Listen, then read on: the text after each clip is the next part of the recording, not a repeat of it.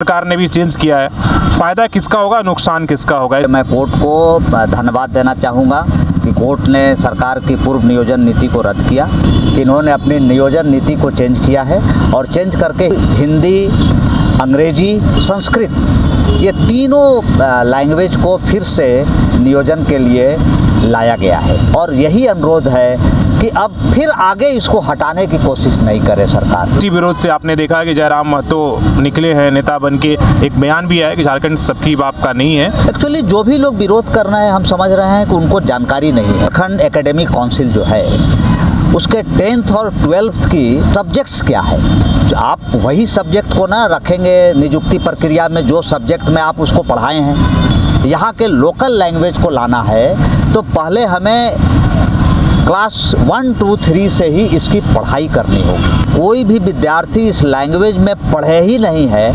और हम कहें कि आप उस लैंग्वेज में परीक्षा दीजिए नौकरी के लिए। झारखंड में रहने वाले या ट्राइबल हो या नॉन ट्राइबल हो, जो भी झारखंड में रह रहा है, आप शायद ही कोई ट्राइबल 10th पास लड़का को बता दीजिए जो वो ये 12 को जो ट्राइबल लैंग्वेज है उसमें 10th पास किया हो। कोई नहीं पास किया है क्योंकि वो लैंग्वेज ही नहीं है आपके यहाँ भी। नमस्कार, सोशल संवाद में स्वागत है। मैं शशि भूषण।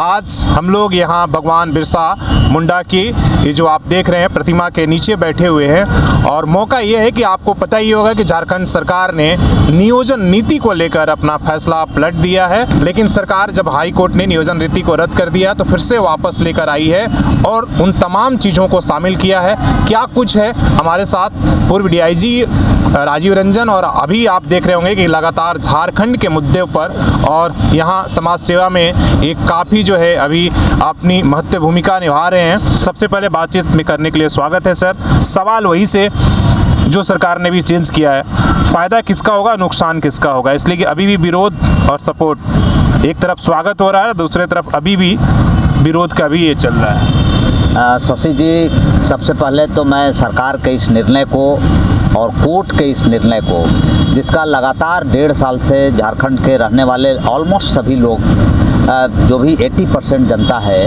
वो इसके लिए आवाज़ उठा रही थी और कोर्ट में संघर्ष कर रहे थे लोग। इसके लिए मैं कोर्ट को धन्यवाद देना चाहूँगा कि कोर्ट ने सरकार की पूर्व नियोजन नीति को रद्द किया और सरकार को भी मैं धन्यवाद देना चाहूँगा कि सरकार ने लोगों की जन भावनाओं को समझते हुए, क्योंकि जैसा आपको पता है सरकार ने एक सर्वे कराई और सर्वे कराने पर 70% लोग जो थे उन्होंने अपनी भावना सरकार तक पहुंचाई कि आप पुरानी नियोजन नीति पर ही बहाली शुरू कीजिए। तो मैं आज का ये जो हम लोगों का कार्यक्रम है भगवान बिरसा के समक्ष हम लोग बिरसा युवा मंच के सहयोगी के साथ उपस्थित हुए हैं। इसका मुख्य उद्देश्य है कि सरकार को और कोर्ट को धन्यवाद दें कि इन्होंने अपनी नियोजन नीति को चेंज किया है और चेंज करके हिंदी और अंग्रेजी और दूसरा संस्कृत ये तीनों लैंग्वेज को फिर से नियोजन के लिए लाया गया है। तो इसके लिए बहुत बहुत सरकार को धन्यवाद और यही अनुरोध है कि अब फिर आगे इसको हटाने की कोशिश नहीं करे सरकार, क्योंकि 80% यहाँ की जो जनता है वो हिंदी भाषी है और यहाँ के सारे लोग हिंदी बोलते हैं। तो ये यहाँ की जन भावना से जुड़ी हुई है। सरकार ने एक सर्वे करा के भी देख लिया कि 70% लोग यही चाहते हैं। तो इसके लिए सरकार को बहुत बहुत धन्यवाद। नहीं, सरकार ने अच्छा किया, लेकिन आपको पता होगी उस समय भी इसलिए हटाया गया था कई भाषाओं का कि विरोध के आगे जो धनबाद और बोकारो की तरफ से, जिससे आप उसी विरोध से आपने देखा कि जयराम महतो निकले हैं नेता बन के और फिर से कहीं ना कहीं उनके लिए मौका आ गया, वो फिर वो विरोध शुरू करेंगे कि ये झारखंड, एक बयान भी आया कि झारखंड सबकी बाप का नहीं है, ठीक है, कि जब चाहेगा जिस भाषा को आप लागू कर सकते हैं। तो हमें लगता है फिर से एक तरीके से वो मुद्दा मिल गया जो 2 सालों से जिसके लेकर वो पूरे झारखंड में कर रहे थे। एक्चुअली जो भी लोग विरोध कर रहे हैं, हम समझ रहे हैं कि उनको जानकारी नहीं है, जानकारी के अभाव है। झारखंड में आज का कोई भी नौजवान जो 10th पास है, आप देखिए कि झारखंड एकेडमिक काउंसिल जो है उसके 10th और 12th की सब्जेक्ट्स क्या है, आप वही सब्जेक्ट को ना रखेंगे नियुक्ति प्रक्रिया में, जो सब्जेक्ट में आप उसको पढ़ाए हैं, जिस सब्जेक्ट में वो विद्यार्थी पास किया है।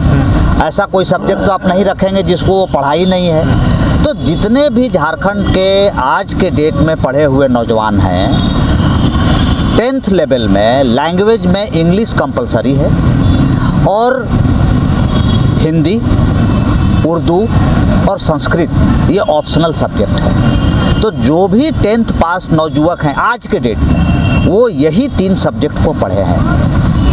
अब अगर हम पढ़ाई ही नहीं किए हैं हाई स्कूल तक, अगर हम किसी स्कूल में इसकी व्यवस्था ही नहीं किए हैं, हमारे कोई भी विद्यार्थी इस लैंग्वेज में पढ़े ही नहीं है और हम कहें कि आप उस लैंग्वेज में परीक्षा दीजिए नौकरी के लिए, तो जो भी लोग बोल रहे हैं उनको पहले ये समझना होगा कि अगर कर्नाटका में कन्नड़ लैंग्वेज है, बंगाल में बंगाली है, तो बंगाली और कन्नड़ की पढ़ाई बचपन से होती है वहाँ की जब तक पढ़ाई नहीं होगी, वहाँ के जो भी लोग हैं 10th पास हैं वो सब कन्नड़ में परीक्षा दिए हैं। बंगाल में सभी लोग बंगाली लैंग्वेज में परीक्षा दिए हैं।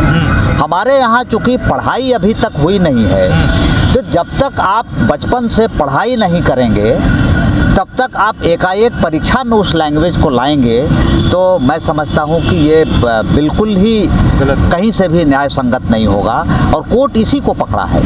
तो इसीलिए जो भी लोग विरोध कर रहे हैं उनको हम कहेंगे कि पहले पढ़ें, झारखंड के डिग्रियां को देखें, झारखंड के स्कूलों कॉलेजों में जो पढ़ाई हो रही है उसको समझें और तब इस पर बात करें। अगर हमें झारखंड में यहाँ के लोकल लैंग्वेज को लाना है तो पहले हमें क्लास 1, 2, 3 से ही इसकी पढ़ाई करनी होगी। और ये जनरेशन जो आज के बाद जो 12 साल जो पढ़ेगा, मतलब 15 साल के बाद ही आप सोच सकते हैं कि इस लैंग्वेज को कितने लोग एक्सेप्ट किए, कितने लोग हमारे युवा इस लैंग्वेज में पढ़ाई किए हैं, और तब आप इस लैंग्वेज को परीक्षा में शामिल करते हैं, तो हम समझते हैं कि किसी का अहित नहीं होगा। सही बात है, लेकिन आपने देखा, ठीक है, अगर ये सरकार हिंदी को शामिल नहीं करती, बाकी चीज़ों को नहीं कर रही थी, जो पुरानी अभी बनाई थी जिसको हाई कोर्ट ने रद्द किया, उसमें नुकसान बोल रहे थे भाई सबसे ज़्यादा वो लोगों का है जो झारखंडी नहीं है, बाहरी लोग हैं जो बाहर से आकर बसे हुए हैं। सबसे ज़्यादा टारगेट बिहार और यूपी वाले लोगों पर था। तो क्या आप मानते हैं कि खाली हिंदी, भोजपुरी और वही लोग मांग कर रहे थे जो झारखंड से बाहरी लोग थे, और फ़ायदा सिर्फ या इस भाषा लागू होने से जो यहाँ के लोग थे उनको था?